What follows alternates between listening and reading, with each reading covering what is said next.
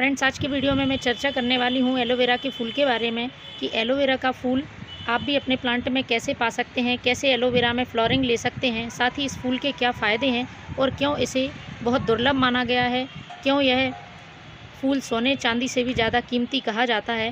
तो इन सारी चीज़ों पर मैं चर्चा करने वाली हूँ। अक्सर लोगों को देखने में आता है कि उनके एलोवेरा प्लांट में फूल नहीं आते हैं, तो आप एलोवेरा प्लांट में किन चीज़ों का आपको ध्यान रखना है जिससे कि आपका एलोवेरा पौधा फूल देने लगे।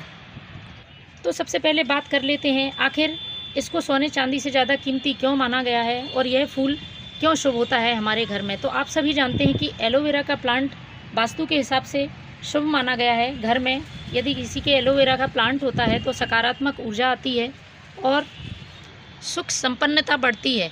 तो वास्तु के हिसाब से जब एलोवेरा प्लांट को शुभ माना गया है तो एलोवेरा फूल भी उसी तरह से शुभ माना जाता है जिस तरह से हम एलोवेरा का पौधा को शुभ मानते हैं। लेकिन समस्या ये है कि सभी के घर में एलोवेरा प्लांट होता है, लेकिन सभी पौधों में ये एलोवेरा का फूल नहीं आता है, इसलिए इसे दुर्लभ माना गया है। ये एलोवेरा का फूल बहुत ही कम खिलता है, साल में मुश्किल से 2 बार खिलता है। तो इसको आपको यदि अपने प्लांट में खिलाना है तो किन चीज़ों का आपको ध्यान रखना होगा वो आप जान लीजिए। सबसे पहली बात कि आपका एलोवेरा प्लांट बहुत हेल्दी होना चाहिए। आप मेरे इस प्लांट को देख रहे हैं, इसकी आप लीफ देखिए कितनी हेल्दी है, बहुत मोटा और हेल्दी प्लांट है। तो इस तरह से जब आपका प्लांट होगा तब ये फूल देगा। साथ ही प्लांट बहुत मैच्योर होना चाहिए, 2 साल पुराना प्लांट होगा तब उसमें फूल लगेंगे।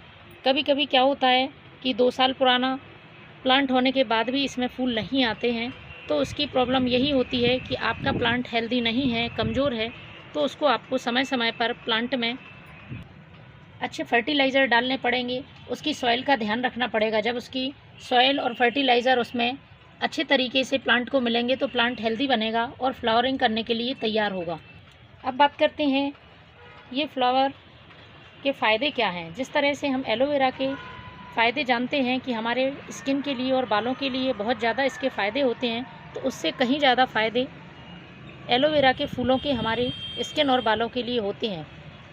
यदि किसी तरह की स्किन एलर्जी होती है तो हम इसके रस का यूज़ अपनी स्किन एलर्जी को दूर करने के लिए कर सकते हैं। इसके साथ ही बालों में यदि रूखापन है, डैंड्रफ है, तो नारियल के तेल के साथ इसके फूलों का रस मिलाकर मसाज करने से हमारे बाल भी खूबसूरत होते हैं। यदि बात करें हमारे शरीर के लिए इसके औषधीय महत्व की, तो ये एक बहुत मेडिसिनल प्लांट है और इसके फूलों का उपयोग डाइजेशन से रिलेटेड प्रॉब्लम दूर करने के लिए होता है। इसी तरह की यदि आपको पेट की समस्या है तो इसके फूलों के उपयोग से आप इसे दूर कर सकते हैं। अब बात करते हैं कि इसकी फ्लावरिंग कब कब होती है और किस तरह से इसका फूल होता है। तो आप जैसा कि देख रहे हैं कि एक पतली सी स्टिक में ये फूल ऊपरी हिस्से में खिलते हैं और इस तरह से ये लगातार लाइन में खिलते चले जाते हैं और एक प्लांट में 3 से 4 इस तरह की फ्लावरिंग होती है। जिस हिसाब से आपका प्लांट हेल्दी होगा उसी हिसाब से इसमें फूलों की संख्या बढ़ती जाती है। यदि बात करें इसकी फ्लावरिंग सीजन का, तो अभी जैसा कि आप देख रहे हैं कि अक्टूबर का महीना चल रहा है और अक्टूबर के मंथ में इसमें फ्लावरिंग शुरू हो गई है। तो ये ठंडों में फ्लावरिंग देता है और एक बार इसमें बारिश के समय में भी फूल आते हैं।